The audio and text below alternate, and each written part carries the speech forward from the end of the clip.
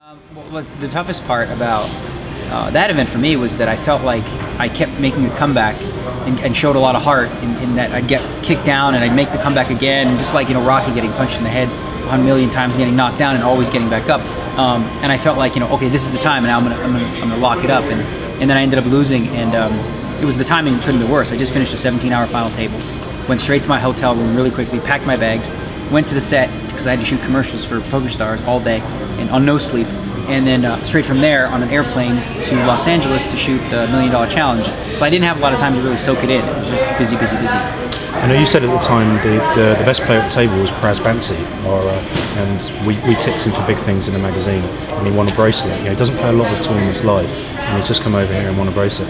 And the Brits have been doing quite well. I don't know if you've been following sort of the Brits' success, but is that something, those are the kind of players you know very well? Have you sort of come across those kind of guys before? Well, I haven't had a ton of experience with a lot of them. I mean, playing with Praz Bansi, I played a lot with him in that event, and I thought he played very, very well. The whole table was really tough. I mean, James Aikenhead was also at the table, and it was overall just really tough. And I felt like it was going to be me and Praz heads up, and it looked like it was going to be for a moment. And then, you know, Barry Shulman hit a couple hands and ended up going on to win. But I have a lot of respect for his game and the way he thinks about poker. I recently played with in the 25,000 the Sam Trinket, who I thought played really tough poker too. So yeah, I mean, there's a lot of really solid, good young English players, and I think a lot of them, I don't know if they call themselves the hit squad or whatever it is, but you know, the best way to learn how to play poker a lot of the time is to have 7 or 8 really strong minds like that sharing, and the fact they're doing that, the results are showing.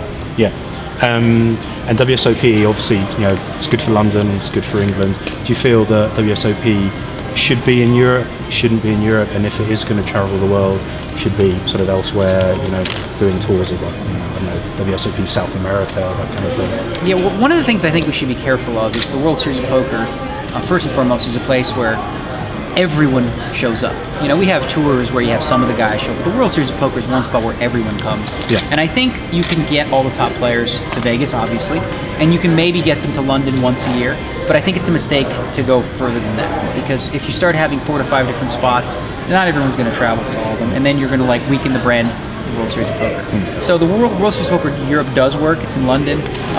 It is expensive for a lot of people traveling to travel all the way, and you know, you pay like 400 pounds a night for a room that in Vegas you pay like $25 for. Yeah.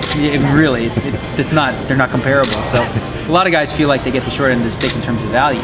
So it's tough to get them there, and there's not a large presence of online qualifiers, which makes it even tougher for the average grinder to say, oh, I'm going to fly to London and play this tournament.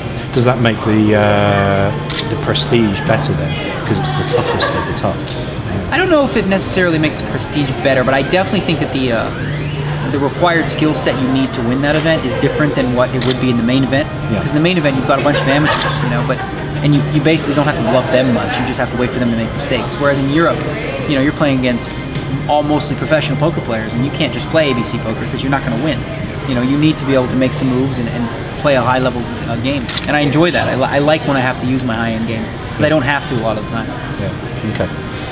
WSOP this year, what day are you playing? I'm going to play day 1C. I pretty much always play day 1C. I feel like get the media stuff out of the way, have time to relax and unwind from the long grind, and then I still have a little bit of time before I play again. Okay. And plans straight after the main event when you hit the final table, obviously? What's that? Plans after you hit the final table?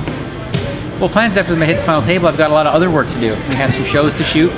We've got to deal with Fox, where we're doing our the big game show, which I think is awesome. I'm enjoying that. And then we also have to shoot the second season of the $1 Million Challenge. So I'll be doing a lot of that. And then, of course, September, it looks like I'll be in London for a while. Yeah. How was that, the $1 Million Challenge? That was quite cool with the vicar, the priest. Yeah, I mean, the show, you know, it's important for people to understand that the show is designed to bring new people in. So it's not necessarily high-end poker. It's going to be a lot of all-in stuff. But it ended up being like the highest-rated poker show in U.S. history, because people really liked it and they enjoyed it. And it's a good way to introduce people to poker in a very simplistic way, you know, just this little heads-up format. And it also gives like people a chance to win $1 million that never would have had this chance. I mean, Mike Kosowski, who, you know, won $1 million, this guy never would have played in a $10,000 event. He never would have had a chance at this, but he did. He did.